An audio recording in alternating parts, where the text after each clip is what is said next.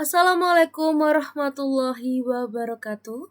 Selamat pagi, salam sejahtera bagi kita semua. Om Swastiastu, Namo Buddhaya, salam kebajikan. Yang saya hormati kepada kedua dosen saya, Bapak Tukiman serta Bapak Singgi Manggalau, serta rekan-rekan mahasiswa sebagai penyambung lidah rakyat, serta seluruh hadirin yang hatinya masih bergetar ketika melihat ketidakadilan. Puji syukur kita panjatkan kehadirat Tuhan Yang Maha Esa, karena hanya atas izinnya kita masih diberikan keberanian untuk berdiri tegak di tengah badai krisis moral yang sedang melanda bangsa kita. Hadirin sekalian, sebuah bangsa bisa tegak berdiri meski diterpa badai ekonomi. Sebuah negara bisa tetap kokoh meski infrastruktur fisiknya hancur lebur akibat perang. Namun, sejarah mencatat dengan tinta darah bahwa tidak ada satupun peradaban yang mampu bertahan ketika sendi-sendi keadilannya telah keropos dan hukumnya hanya menjadi barang dagangan. Hari ini, kita harus jujur pada diri sendiri. Indonesia sedang menghadapi sebuah krisis yang jauh lebih mematikan daripada pandemi apapun, yaitu krisis integritas dalam penegakan hukum. Kita sedang menyaksikan retaknya pilar-pilar keadilan yang seharusnya menjadi tempat rakyat bernaung. Ketika hukum tidak lagi menjadi panglima, maka yang tersisa hanyalah tirani kekuasaan dan keserakahan yang dibungkus dengan pasal-pasal. Kita melihat sebuah fenomena yang menyakitkan hati nurani publik. Hukum yang seharusnya bersifat impersonal dan objektif, kini seringkali tampak tebang pilih.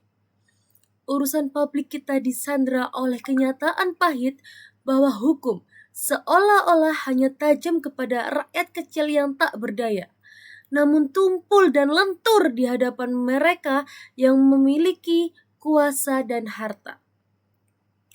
Korupsi tidak lagi hanya menjadi tindakan sembunyi-sembunyi. Ia telah bertransformasi menjadi korupsi sistematik yang terstruktur, sistematis, dan masif. Praktik kotor ini tidak hanya merampas uang negara, tetapi merampas hak-hak dasar rakyat. Uang yang dikorupsi itu merupakan jaminan kesehatan bagi ibu hamil. Itu juga beasiswa bagi anak-anak pintar yang putus sekolah. Dan itu adalah jalan-jalan desa yang hancur, yang menghambat ekonomi rakyat. Korupsi adalah pembunuhan massal terhadap harapan masa depan bangsa. Hadirin yang saya muliakan, urgensi urusan negara saat ini terletak pada pemulihan marwah institusi penegak hukum kita. Bagaimana publik bisa percaya jika mereka yang mengenakan toga keadilan atau seragam penegak hukum justru terjaring dalam transaksi haram? Krisis percayaan ini adalah ancaman esensial bagi demokrasi.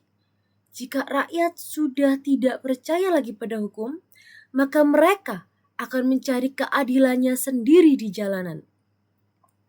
Dan itulah pintu masuk menuju anarki.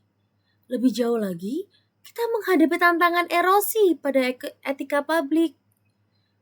Jabatan negara yang seharusnya menjadi amanah suci kini dipandang sebagai hak milik keluarga atau sarana untuk memperkaya golongan.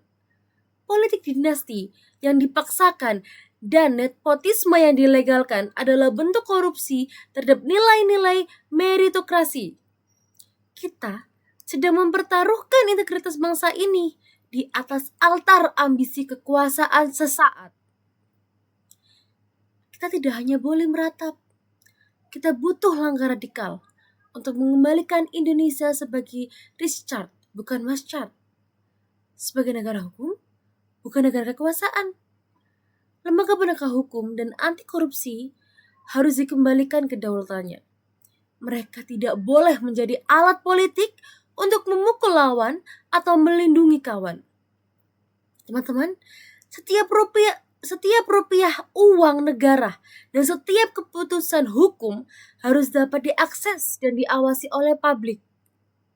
Karena di era digital ini, kerahasiaan yang berlebihan hanyalah tameng bagi korupsi.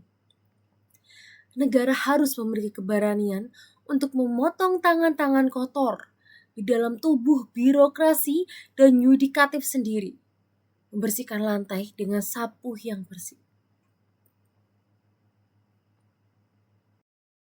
Baik, mungkin ini sedikit kutipan yang dimana untuk penguat semangat kita, saya akan membacakan sedikit kutipan dari Baharudin Lopo, yang dimana beliau mantan Jaksa Agung Republik Indonesia. Beliau menyatakan bahwasanya banyak orang bertanya apakah masih ada keadilan. Beliau menjawab, keadilan itu ada selama kita tidak pernah takut untuk memperjuangkannya. Jangan pernah takut mati untuk membela kebenaran. Hadirin sekalian yang saya cintai, meski integritas hukum bukan hanya tugas polisi, jaksa, atau hakim.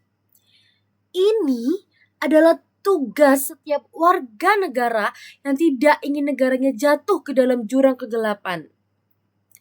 Jangan pernah biarkan nalar kritis kita mati. Jangan juga biarkan nurani kita tumpul karena terbiasa melihat ketidakadilan. Urusan publik ini adalah urusan hidup dan mati kita semua. Mari teman-teman, kita tuntut kembalinya marwah hukum kita. Mari kita kawal setiap kebijakan negara dengan mata yang tajam dan hati yang bersih. Karena pada akhirnya, sejarah tidak akan bertanya berapa banyak kekayaan yang kita tumpuk. Tapi sejarah akan bertanya, di pihak manakah kita berdiri saat keadilan sedang dikhianati? Semoga Tuhan Yang Maha Kuasa memberikan kita kekuatan untuk terus mencintai Indonesia dengan cara yang paling terhormat, yaitu dengan menegakkan kebenaran tanpa tapi dan membela keadilan tanpa mati.